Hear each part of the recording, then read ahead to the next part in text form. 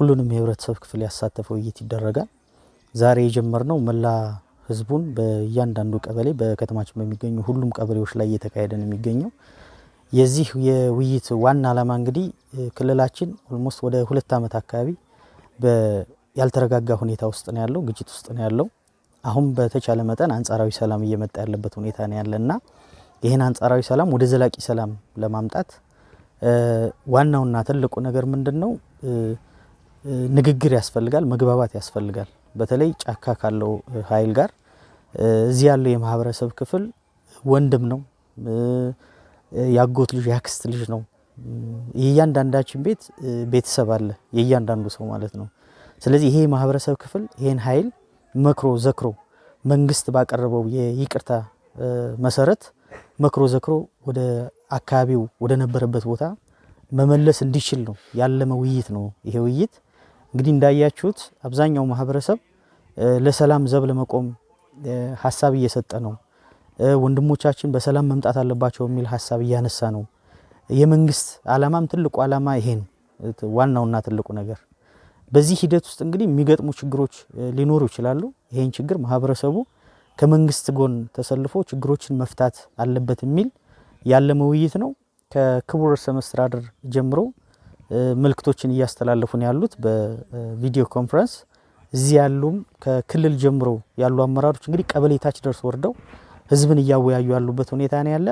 ይሄ የሚያሳየው የመንግስት ከፍተኛ የሆነ የሰላም ፍላጎት እንዳለው የሚያሳይ ነው። ስለዚህ መንግስት ይሄን ያክል ከክልል ታች ወርዶ ቀበሌ ድረስ የሚመለከተው አካል ድረስ ውይይት እያደረገ ባለበት ሁኔታ ከማህበረሰቡ የሚጠበቀው ዋነኛው ነገር ምንድነው? ይሄን የሰላም ጥሪ ተቀብሎ ጫካ ያለው ኃይል እንዲመጣ የመምከር የመገሰጽ ስራ እንዲሰራ ማድረግ ትልቅ ኃላፊነት አለበት ህዝቡ። ሁለተኛ እዚሁ ከተማ ውስጥ በሚኖርበት ሁኔታም ባንድም በሌላ መንገድ ለሰላም አስፈላጊ ናቸው የሚባሉ ሁሉንም አማራጮች እንዲያበረክት ይፈለጋል። በልማቱ እንዲሳተፍ ይፈለጋል። ምክንያቱም ሰላም ዝም ብለህ ሰላም ስላልከው ብቻ የሚመጣ አይደለም። ልማት ካላለማህለት ህዝቡ ተገቢውን አገልግሎት ካልሰጠኸው ሰርቪስ ካላረክለት በምንም ታምር ሰላም ሊመጣ አይችልም። ስለዚህ ህዝቡ ምንድነው ለዚህ እነዚህ ልማቶች ተሳትፎ ማድረግ አለበት።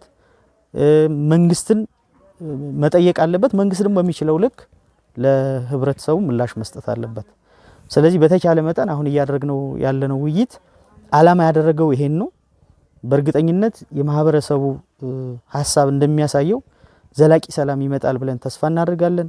ወንድሞቻችንም በተቻለ መጠን ወደ ህዝብ ቀርበው ወደ ነበራቸው ህይወት ይመለሳሉ ብለን ተስፋ እናደርጋለን። ስለዚህ በዚህ መንገድ እኛም የሚመጡትን እየተቀበልን ነው። ውጭ ያሉ ወንድሞቻችን ደግሞ የሚመጡበትን መንገድ ህብረተሰቡ የሚችለውን ድጋፍ እያደረገ ነው። ይሄን ለማድረግ ደግሞ ህዝባችን በእርግጠኝነት እየሰጠ ካለው ሐሳብ እንደምንረዳው እስከ መጨረሻ ድረስ ለሰላሙ ዘብ እንደሚቆም የሚችለውን ሁሉ እንደሚያደርግ ሐሳብ እየሰጠ ያለበት ሁኔታ ነው ያለ። የኛም ሐሳብ ዘላቂ ሰላም ይመጣል ብለን አስፈላጊውን ነገር ሁሉ እያደረግን ነው የሚል ሐሳብ ነው ያለ።